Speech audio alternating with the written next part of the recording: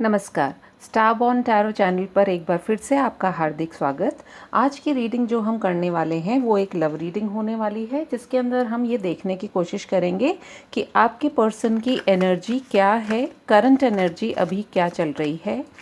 हो सकता है आप जिनके बारे में बात कर रहे हैं आप उनसे मैरिड हों, हो सकता है आप एक लव रिलेशनशिप में हो सकता है वो ऑलरेडी कहीं और मैरिड हो। तो सभी तरह के रिलेशनशिप स्टेटस के लिए ये एप्लीकेबल होगी। एक जनरल रीडिंग रहेगी, सभी सन साइन ज़ोडिएक साइंस के लिए रहेगी।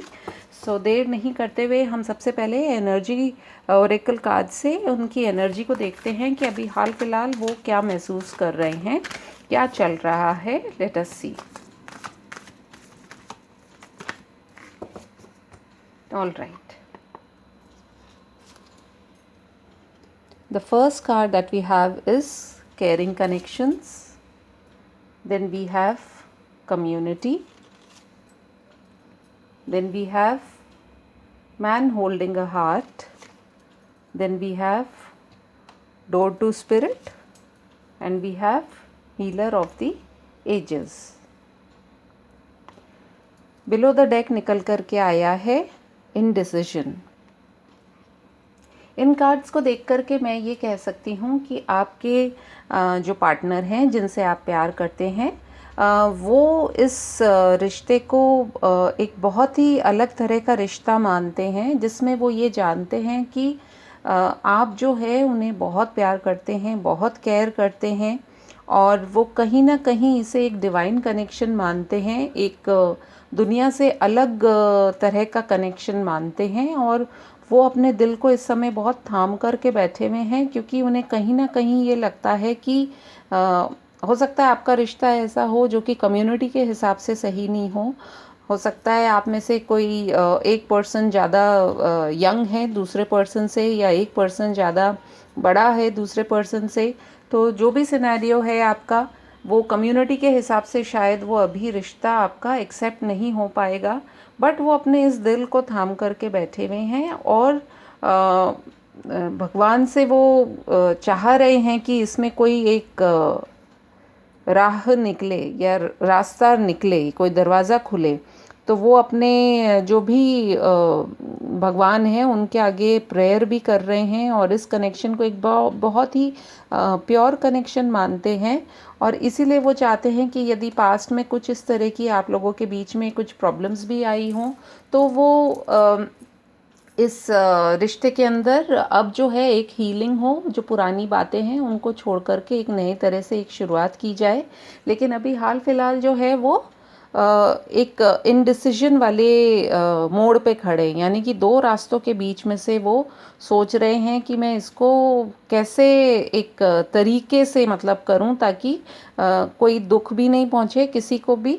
हो सकता है वो अपने समाज को या अपने आसपास के लोगों से बहुत ज़्यादा इन्फ्लुएंस्ड है। हो सकता है कि देखिए यहाँ पर भी हमारे पास डोर टू रोमांस भी आया है, तो वो इसमें एक बहुत गुंजाइश मानते हैं इस रिश्ते में। तो वो ये चाहते हैं कि वो जो भी करें वो सही तरीके से करें, और काफ़ी कुछ सोच रहे हैं। हो सकता है आप में से कुछ लोगों का रिश्ते को शायद 7 साल से लेकर 14 साल तक हो गए हों। हो सकता है आप लोगों में से कुछ लोगों की जो एज है वो आपकी 32 से लेकर के 51 के बीच में आपकी एज हो, जो इस तरह के रिश्तों में है। कुछ लोगों के लिए ये भी हो सकता है कि थर्ड पार्टी हो, यदि आप ऑलरेडी किसी के साथ में इन्वॉल्व हैं जो कि ऑलरेडी मैरिड हैं, तो मेल या फीमेल जो भी, तो उनको कहीं ना कहीं ये भी मालूम है कि समाज इस रिश्ते को कोई प्रॉपर नाम नहीं दे पाएगा। और लेकिन वो ये जानते हैं कि इस रिश्ते को उन्हें एक बराबरी का एहसास देना पड़ेगा, क्योंकि कहीं ना कहीं इस रिश्ते ने उनको काफ़ी हील किया है, उन्हें वो सब दिया है जो वो चाहते थे हमेशा अपनी लाइफ में। लेकिन वो एक ये जो इनडिसिजन वाला कार्ड है नंबर 8, इसको यदि आप देखेंगे तो वो एक लूप में घूमते जा रहे हैं, लेकिन कहीं ना कुछ वो निर्णय लेंगे, क्योंकि वो जानते हैं कि उनका जो दिल है जब वो आपके साथ में होते हैं तो ही उन्हें खुशी का अनुभव होता है। आपके साथ ही उन्हें इस रिश्ते में वो सब कुछ मिलता है जो वो देखते हैं या चाहते हैं एक रिश्ते में। तो अभी इनडिसीजन वाली स्टेज में हैं वो, लेकिन कुछ ना कुछ वो रिश्ता लेंगे, क्योंकि वो जानते हैं कि इस रिश्ते में उनको क्या मिला है, और वो इस रिश्ते को एक मुकाम पर, जिसको कि कहते हैं, उस पे पहुंचाना चाहते हैं। चलिए देख लेते हैं हम from the Rider Waite tarot deck also कि क्या कार्ड्स निकल करके आते हैं, जो अब तक की जो उनकी एनर्जी है उसको देखते हुए। ऑल राइट,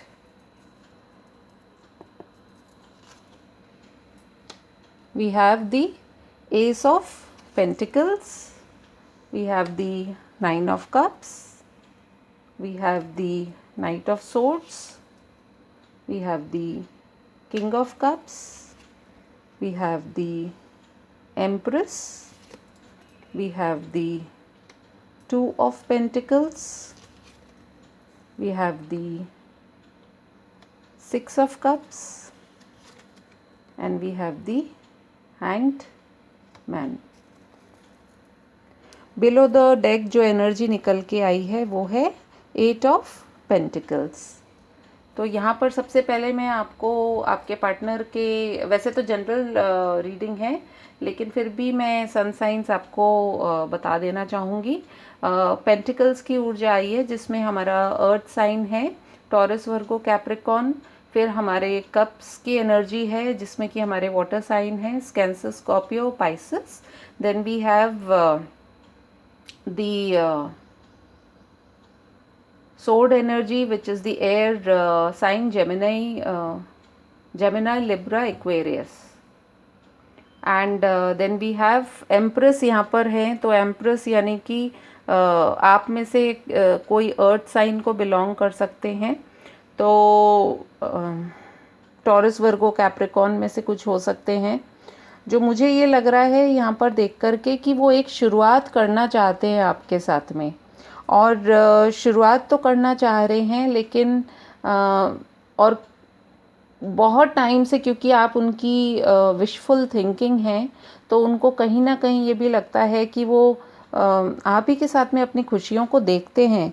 लेकिन इसके लिए जब एफ़र्ट करने की बात आती है तो वो अक्सर जो है हो सकता है छोटी छोटी चीज़ें करते हों आपके लिए, करना तो बहुत कुछ चाहते हैं, लेकिन भागते दौड़ते आपके पास में आते होंगे, और वो सोचते होंगे कि यही काफ़ी है, जिसकी वजह से क्या हो रहा है कि कहीं पर भी वो इस रिश्ते को एक प्रॉपर स्टेबिलिटी नहीं दे पा रहे हैं। लेकिन वो उनके दिल में आपके लिए बहुत सारी फीलिंग्स हैं, और वो सही समय का इंतज़ार कर रहे हैं। मुझे लगता है कि वो आपको एम्प्रेस की तरह तो देखते ही हैं, लेकिन कहीं ना कहीं वो इन्फ्लुएंस्ड हैं, हो सकता है उनकी जो पार्टनर हो या उनके घर में कोई लेडी हो जो कि जिनकी वजह से वो डरते हों, जिनकी वजह से वो ये एक्शन नहीं ले पा रहे हैं, और वो जगल कर रहे हैं वो दो चीज़ों में। यहाँ पर भी यदि आप देखेंगे तो नंबर 8 बहुत प्रोमिनेंट बन रहा है। तो वो एक कहते हैं ना, दोराहे पर खड़े हैं, उनको समझ ही नहीं आ रहा है, वो बैलेंस बिठाना चाह रहे हैं, लेकिन चीज़ें जो हैं वो एक लूप में चली हुई हैं, कभी ऊपर कभी नीचे। उनको बहुत जैसे कहते हैं ना, उनकी एनर्जी बहुत स्टेबल नहीं है, और जबकि वो चाह रहे हैं एक स्टेबिलिटी का एक ऑफ़र देना चाह रहे हैं आपको, क्योंकि वो ये जानते हैं कि ये जो रिश्ता है वो कोई मामूली रिश्ता नहीं है। लेकिन at the very same time उनका रिश्ता, जिनके साथ में अगर वो मैरिड हैं तो जिनके साथ में भी वो हैं, हो सकता है बच्चे भी इन्वॉल्व हों, तो वो वहाँ से भी उनको निकलना थोड़ा मुश्किल है। इसीलिए इसमें आप देखिए हैंग्ड मैन वाली सिचुएशन में हैं, उल्टे लटके हुए हैं। वो उनको समझ तो आ रही हैं चीज़ें, लेकिन एक्शन क्या लें, और लेंगे तो उसके क्या कॉन्सिक्वेंसेस होंगे, इसी उधेड़-बुन में वो लगे हुए हैं। हम अगर उनकी बिलो द डेक एनर्जी भी देखें तो उसमें क्या निकल कर के आ रहा है कि वो कोशिश में लगे हुए हैं, कोशिश बहुत कर रहे हैं। हो सकते हैं वो अपने फाइनेंस को लेकर के कुछ चीज़ें वर्कआउट कर रहे हों थोड़ी सी। अगर उनका फाइनेंशियल पार्ट इम्प्रूव होए तो शायद वो इस रिश्ते को एक मुकाम दे पाएंगे। साथ ही साथ डेविल एनर्जी भी है, कि वो अपने सोच में से नहीं निकल पा रहे हैं। कैप्रिकॉर्न बहुत स्ट्रांग है तो सोच में से नहीं निकल पा रहे हैं, वो जकड़े हुए हैं, कुछ जंजीरों में बंधे हुए हैं और कहीं ना कहीं वो इस रिश्ते को एक कंप्लीट रिश्ता भी मानते हैं। जो हमने एनर्जी ओरेकल से भी चेक किया था तो उसमें इस रिश्ते को वो एक कंप्लीट रिश्ता मानते हैं, लेकिन ही और शी नोज़ कि उनको इसके लिए बहुत मेहनत करनी पड़ेगी और खाली जल्दबाजी करने से या जगल करने से चीज़ें सॉल्व नहीं होंगी।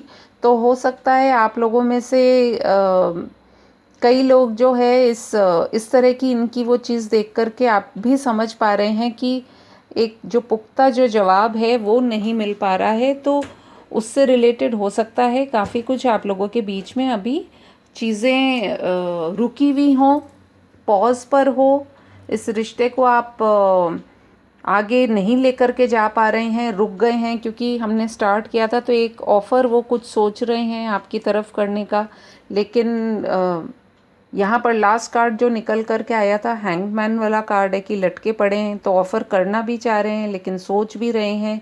तो ये अपने दिमाग में बहुत ही ज़्यादा उथल पुथल में बैठे हुए हैं और जब तक ये डिसाइड नहीं करेंगे कुछ चीज़ें तो फिर वो होंगी भी नहीं, क्योंकि ये इनको मालूम है कि ये क्या चाहते हैं। लेकिन अगर आदमी बैठ कर के सिर्फ सोचता ही रहेगा, एक्शन नहीं लेगा, तो उस रिश्ते का फिर फ्यूचर हम क्या कह सकते हैं। ये तो दो लोगों पे ही डिपेंड करेगा कि वो इसको कितना टाइम और देना चाह रहे हैं to reach to a solution. और सॉल्यूशन या तो आर या पार ही होता है, बीच वाली स्थिति तो किसी के लिए भी ठीक नहीं होती है।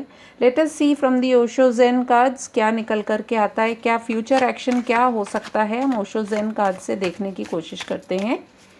Dear spirit guides, please give me guidance for my viewers.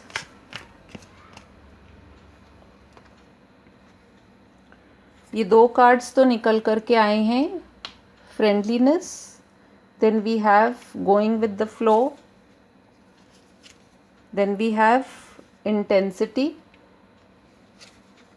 then we have change, and then we have mind, and then we have isolation. तो मुझे ये लग रहा है, और बिलो द डेक भी देखिए आप निकल कर के क्या आया है, सिजोफ्रेनिया निकल कर के आया है। तो जो दिखती हुई चीज़ है वो यही है कि 222 नंबर आप लोगों के लिए बहुत स्ट्रॉन्ग हो सकता है। अगर आपको 222 नंबर दिखाई दे रहा हो तो आप ये देखिएगा कहीं ना कहीं वो, यदि आप इन 3 कार्ड्स को देखें ऊपर वाले तो इसमें कितना कलर है, और अभी इन नीचे वाले 3 कार्ड्स को आप देखेंगे तो इनमें ब्लैकनेस बहुत ज़्यादा है। So what I feel is कि वो जानते हैं कि उनकी खुशियाँ आपके साथ में ही हैं। फ्रेंडलीनेस, वो इस रिश्ते को एक आगे एक मुकाम पे लेकर के जाना चाहते हैं, लेकिन हाल फिलहाल वो अभी जो समय चल रहा है उसी के फ्लो में वो अपनी लाइफ को लेकर के चल रहे हैं। हालांकि उन्हें एहसास है कि ये बहुत एक इंटेंस रिश्ता है और खाली ऐसे बैठ कर के सोचने से कुछ होगा नहीं। एंड ही और शी वांट्स सम चेंज, क्योंकि नंबर 10 यहाँ पर आया है तो कुछ ना कुछ चेंजेस तो आएंगे, लेकिन चेंज तभी पॉसिबल होगा जब वो अपनी इस माइंड और अपने आप को ये जो आइसोलेट कर रहे हैं। देखिए ये माइंड हो गया, ये तीनों कार्ड्स को आप देखिए, माइंड हो गया, इसमें इनके दिमाग में कितना कुछ चल रहा है ना। और यहाँ पर देखिए आइसोलेशन में कितना कोल्डनेस है, मतलब सब कुछ स्टिल हो गया है। और यहाँ पर देखिए आप नंबर 2 अगेन सिजोफ्रेनिया के अंदर ये दो चीज़ों के बीच में लटके हुए हैं। जब तक चॉइस नहीं करेंगे तब तक कुछ डिसीजन पर ये नहीं पहुँच पाएंगे। तो मुझे लगता है कि सब कुछ इन्हीं की जो है सोच विचार पर निर्भर कर रहा है अभी। हाल फिलहाल। सो इनकी करंट एनर्जी अभी यही निकल करके आ रही है कि इवन दो इनको रियलाइजेशन है कि ये रिश्ता इनके लिए क्या मैटर करता है, लेकिन ये कहीं ना कहीं समाज से डरते हैं, ये कहीं ना कहीं अपनी फैमिली से डरते हैं, ये कहीं ना कहीं अपने ओवरऑल जो इनकी कंडीशनिंग है, इनकी जो ब्रिंगिंग है, हो सकता है इस तरह के रिश्तों में जाना और इन रिश्तों में आगे बढ़ना, इनकी कंडीशनिंग या इनका ब्रॉटअप जिस तरीके से हुआ है उसके अंदर उनको ये चीज़ें गलत ही लगती हैं, इसलिए वो आपको आज तक भी एक प्रॉपर मकाम नहीं दे पा रहे हैं। लेकिन ये आपको लेकर के बहुत पॉजेसिव भी हैं और कहीं ना कहीं ये एक चेंज चाह रहे हैं। So maybe in the coming time अगर कुछ इनकी पैसे से रिलेटेड कोई स्थितियां अगर चेंज होती हैं, अगर इनको ऐसा कुछ कोई भी ऐसा मौका मिलेगा तो ये ज़रूर से आगे बढ़ना चाहेंगे। सो हम लव मैसेजेस देख लेते हैं, क्या आपसे कहना चाह रहे हैं आपके partner. All right, we have you are very forgiving, और ये भी नंबर 8 है। सो नंबर 8 भी बहुत इंपॉर्टेंट हो सकता है आपके रिश्ते में। हो सकता है उनका डेट ऑफ बर्थ आता हो सकता है अगस्त का जो महीना है वो भी आपके लिए बहुत इंपॉर्टेंट हो सकता है। The second message is you are honest with me. उन्हें लगता है कि आप बहुत ऑनेस्ट हैं अपने रिश्ते में, और ये इसी चीज़ की वो आपकी बहुत रिस्पेक्ट भी करते हैं। यू मेक मी कंप्लीट, उन्हें लगता है कि वो आप ही उनके रिश्ते को कंप्लीट करते हैं, उनको कंप्लीट करते हैं, और आपके साथ में ही वो खुश होते हैं। यू आर फनी, उन्हें लगता है कि आप बहुत फनी हैं, उन्हें बहुत हंसाते हैं और उन्हें बहुत खुश रखते हैं। यू आर क्रेजी एंड डॉर्की, तो आप बहुत क्रेजी भी हैं, कभी कभी आप ऐसी कुछ हरकतें कर देते हैं, लेकिन जो भी है वो आपकी इस क्वालिटी को भी बहुत एडमायर करते हैं।